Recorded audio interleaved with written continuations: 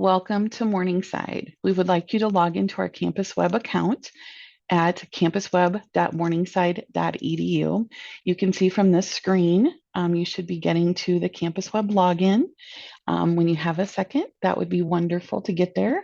I'm just going to go through a few of the screens with you and share that information along the way. Please note that you can rewatch this video as many times as need be to get the information taken care of that we're requesting from you. So let's go ahead and get started.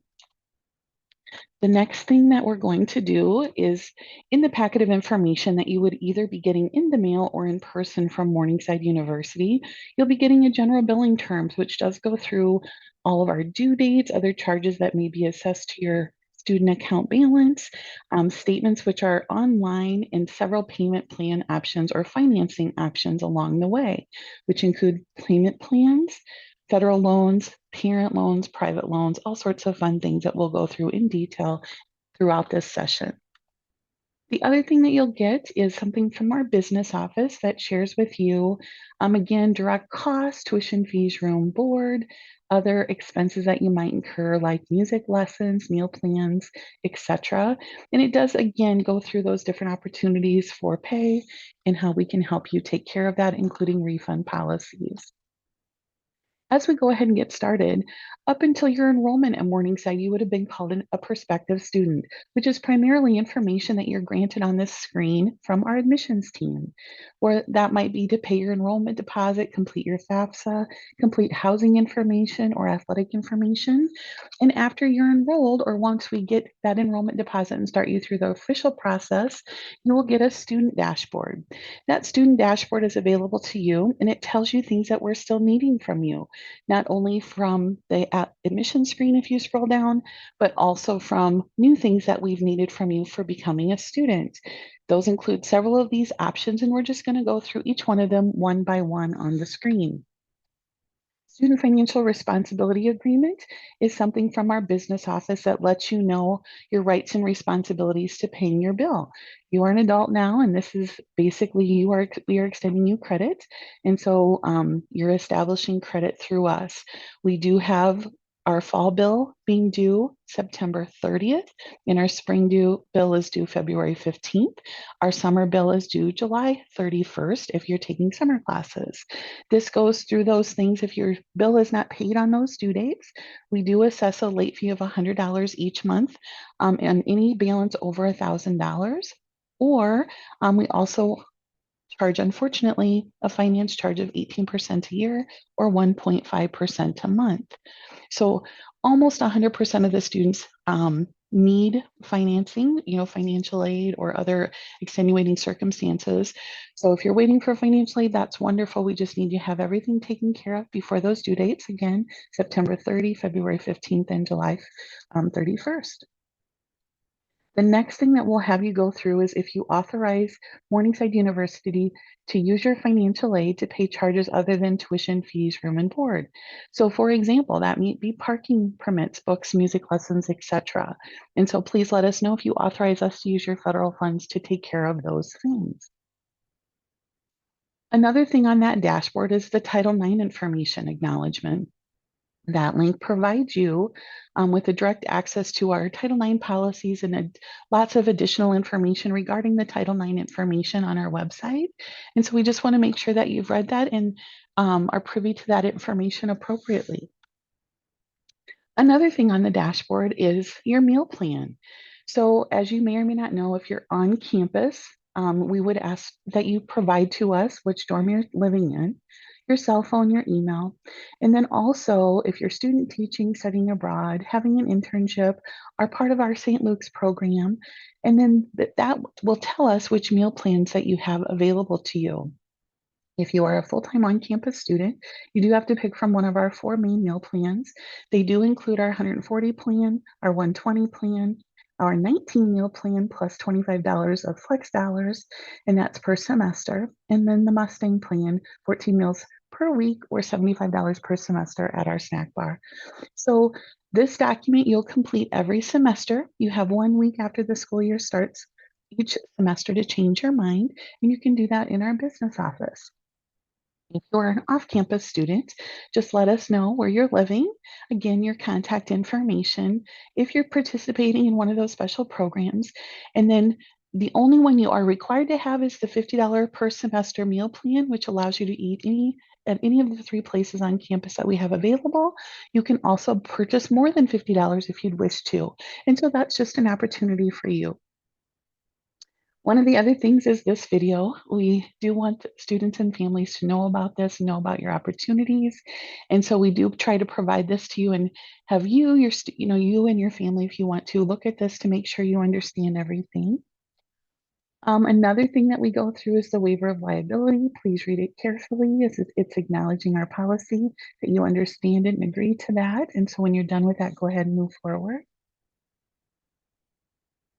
Another one that's optional is a permission to release educational record. So this is if you, the student, are giving someone else permission to talk to the financial planning office, talk to the business office, talk to the registrar's office or other offices on campus, either by phone, by email, or in person. If you don't fill this out, then we are not allowed after school starts to talk to anyone on your behalf. And so that's a very important component. And so make sure you definitely provide that if you would want us to personally visit with someone either by phone, email, or in person. If you don't wish to grant that permission to anybody, that's totally fine too. A different way that you can offer abilities for people to see your information is My Parent Access on the left side of your screen. That allows you to put a description like mom, dad, grandpa, grandma, aunt, uncle, brother, sister, and you can grant them their own password. So how it works is when you log into Campus Web with your username and password, that gives you full access to our website. With this, you're going to give them your username, but their special password for each individual person. And by doing that, you're going to grant them permission only to what you've checked on these boxes here. So if you want them to see your billing and be able to pay your bill, you click My Billing. If you want them to see your financial aid and help you through that, you click My Financial Aid. Maybe you want them to see your schedule, your grades, your transcript, or even your advisor.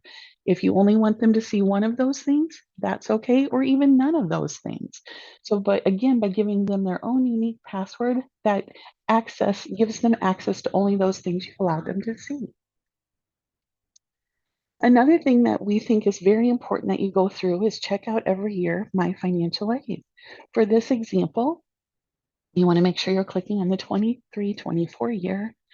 You're going to click on forms to see if there's any forms listed below that need to be submitted. As you can see from this example, some say they're received and some say they're missing. If they are missing, they usually give you a link to go ahead and complete those things online by just clicking the link. If you do have to send in some paper documents like a verification worksheet or something like that, there is a link at the very bottom to click on, and you can click on that. You can link files to it. You can actually drag and drop files into that and send it safely to the financial planning office. Another screen under financial aid that you'd want to wish to look through is your award screen. This screen goes through all those grants, scholarships, work programs, and loan programs available to you for that academic year. If you go through the bottom, if it says check the form screen, they're needed before we can finalize your aid, please do that so you can turn in those documents timely and appropriately. If you're not getting that error message at the bottom, it will go ahead and let you to read your terms and conditions, agree to those, and go to the next screen. Once you get to that screen, it automatically accepts your grants and scholarships on your behalf, but it does wish to make you actively confirm how much of your working loan programs that you wish to accept and move on. You can keep the loan in work amounts as is and just go ahead and say, I've reviewed and verified my loan amounts, hit submit. You can also change those amounts from the dollar amount granted to you all the way down to zero. So if you only want part of your work and or loans, you can go ahead and reduce it or change it to zero and go ahead and submit that and let us know that you only want partial awards. The next screen will show you what you've accepted for this academic year. If you need to change anything at any time, you can come to the financial aid office or send us something in writing either via email or paper to let us know of any changes that you'd like to make. Another thing, I'll go back, you can click on the top here where it says click here for estimated cost and payment options. That allows you to see a screen that shows you kind of an estimate of tuition, fees, room, and board, both for the semester and for the academic year. It does at the top say, we assume you're a full-time resident or a full-time commuter. If that is wrong, please let our office know as your charges and your financial aid will change accordingly. The next section down is your financial aid package. That goes through those grants and scholarships that we've notified you about. It also talks about any loan programs that you're available to receive or you've been offered. And then it shows a total amount estimated due. Keep in mind that the one thing that's not listed there is work study. Work study or campus payroll, as we call it on campus, are work awards that the student can earn throughout the year to help pay their balance. So if that is something that you're interested in, you can use up, usually it's about $2,000 that we award. So you can use up to that $2,000 to help fund those costs. And so you're going to get paid monthly through our work study program. And so if you want to do that, you can set up a payment plan for those monthly awards if you want to do that to go right towards your balance. Another thing that to keep in mind is if you are taking music lessons, those can be a little pricey each year. So you want to keep that in mind and make sure to add those. For the 23-24 year, they can range $635 to $1,600 for the year. And so make sure you add those appropriately as you're kind of estimating your charges. Make sure you include that and are prepared for that. The bottom of this document goes through a few things. So again, it's estimating what you would owe each semester, the fall due by September 30th, the spring due by February 15th. It also goes through opportunities for monthly payments if you want to do something like that. So there are 10 monthly interest repayments that go from July through April. There's an 8-month plan that goes from September through April, or you can even fill out the form and customize your own plan. Maybe you want to do a 9-month, or maybe you're going to pay the fall and need a payment plan for the spring. All of those are wonderful opportunities for you to take care of your balance. Some families choose to have a Parent Plus loan where a parent would borrow the money on the student's behalf to cover that expense.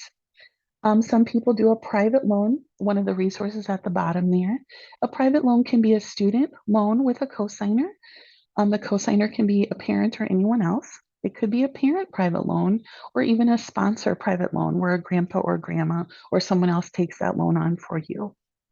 And so many of our families do a combination. They might tell our office here in the business office that you'd like to pay something monthly and you need to borrow some, and that's okay too. So if you want to work out a specialized plan, just let our offices know and we're happy to help you set that up. Again, ways to pay. A lot of families do combination plans, as I said. The fall balance is due September 30th. The spring balance is due February 15th. You can set up an interest repayment plan that our standards are the 10-month, which again run July 15th through April 15th. An 8-month plan runs September 15th through April 15th. You can create your own plan. You also can apply for the Federal Parent Plus loan as a parent. A parent can do that using their FAFSA username and password, logging into that studentaid.gov website, filling out the promissory note and application, and letting us know how much the parent would like to receive for the student. If for any reason that loan is denied, the student can qualify for an additional $4,000, or the parent can also apply with a cosigner. So that is something, or that what the government calls an endorser. And so if you have some concerns with that, just let our office know and we can help you through those options too.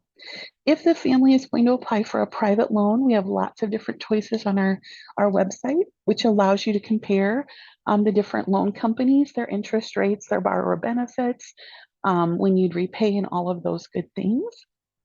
Again, that can be a student loan, typically requiring a creditworthy cosigner, or it could be a parent or sponsor loan with qualified credit.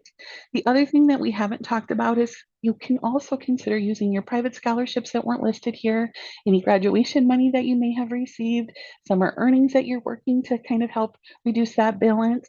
Work study, as we talked about, maybe your family has set up a 529 college savings plan for you. Maybe you're fortunate enough to receive military benefits or voc rehabilitation benefits. Some of you may even get employer reimbursement. So definitely take into account all of those different opportunities to help you take care of your balance, and we'll work together on a payment plan that works for you and your family. If you do wish to set up a monthly payment plan agreement, there is a link right on that document, that Financing Your Morningside Education page, that links you right to this. Basically, it's just you letting us know that you would like to set up a payment plan, how much you'd like to pay per month and for how many months. And then you're going to also let us know if you're going to do that by auto debit, where we are allowed to take it out of your bank account monthly, or if you're going to do that via check plan, where you just basically pay it every month, whether that's through check or credit card, debit card, however you want to do it. Just so you know, to set those payment plans up, it is a $100 setup fee if you do the check plan and a $50 setup fee if you do the debit plan.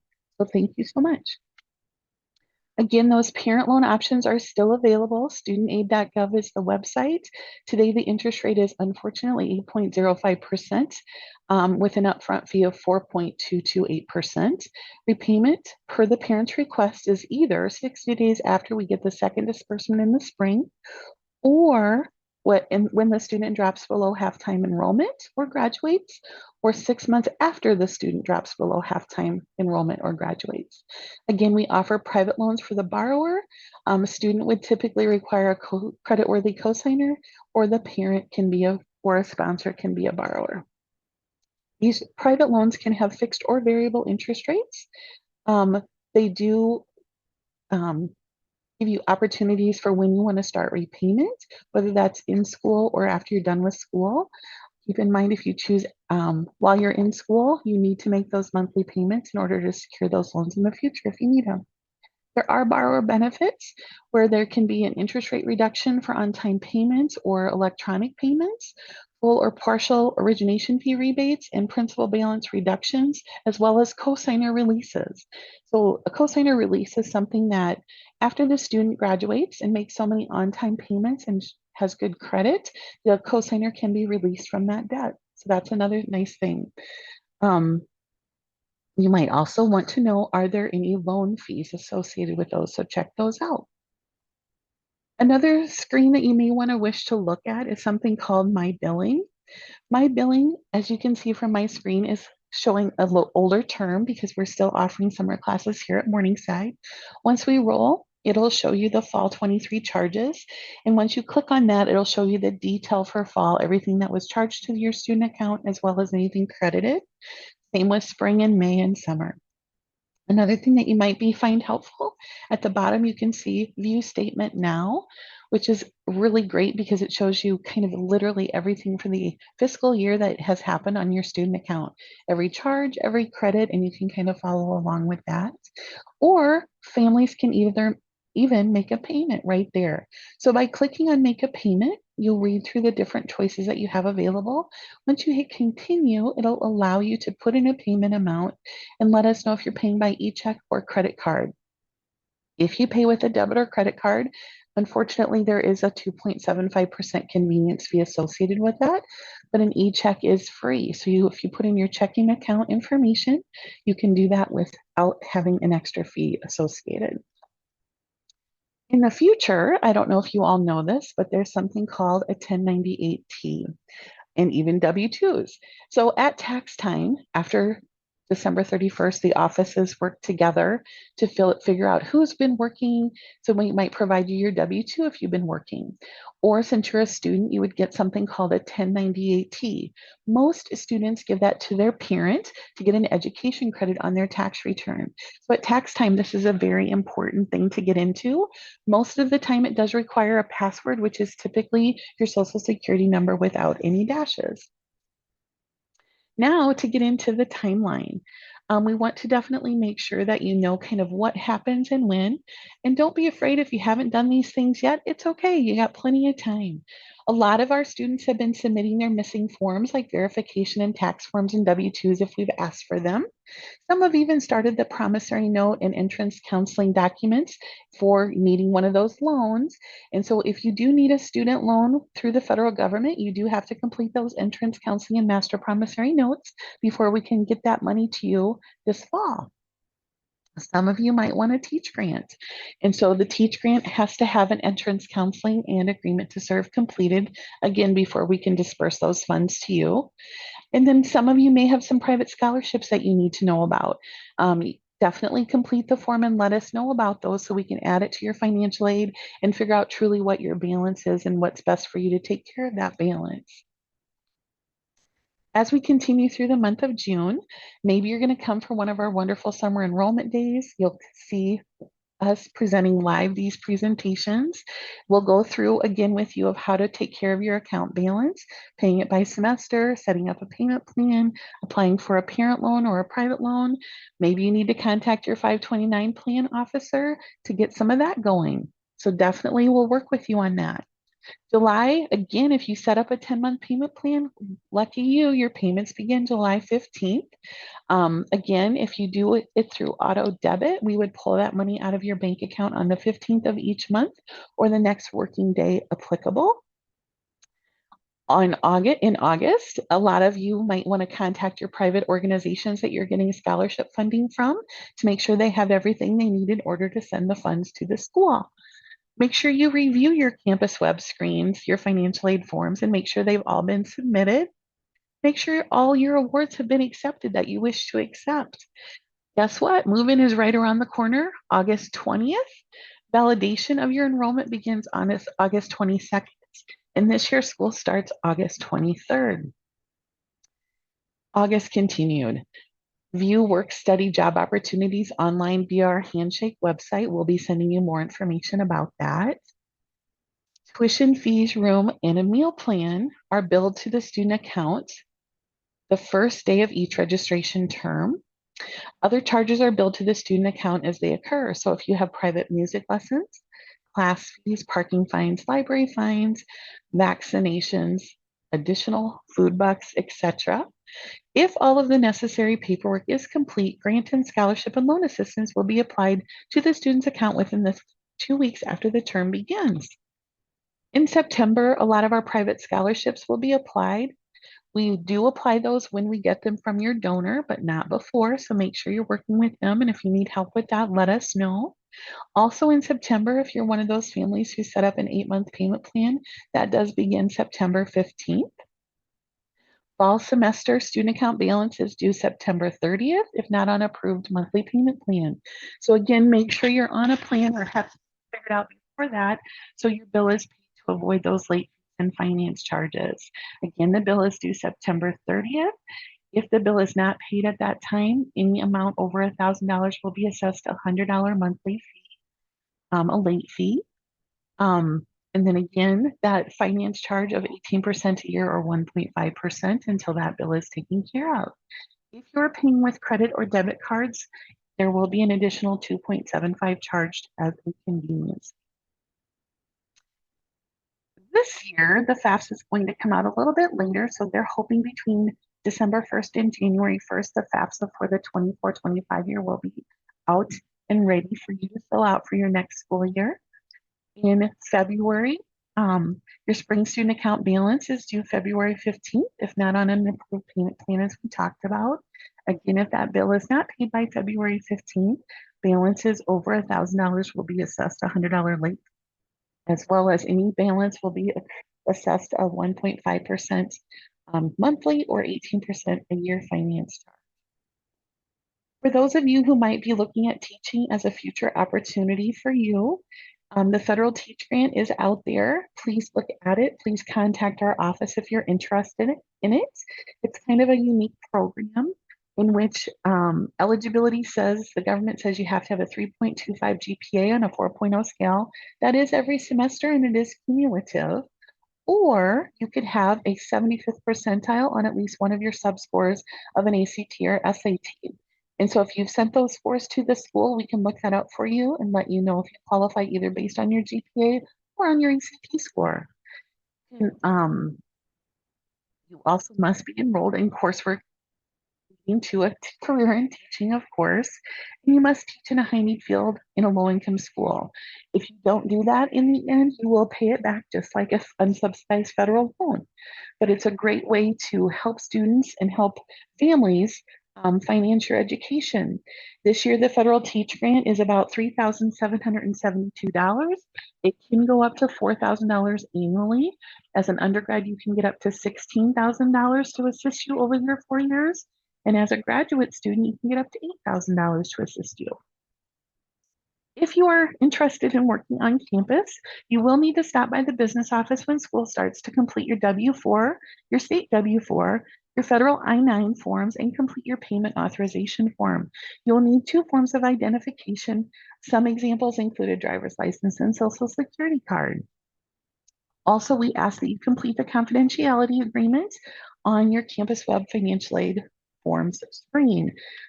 Obviously, anything that you see in your office that you're working in is highly confidential and you need to keep your confidentiality while working in that area. Please know that offices are available to help you at any time. The student financial planning staff and the business office staff are here to help you. We are open all year long, 8 to 4, Monday through Friday.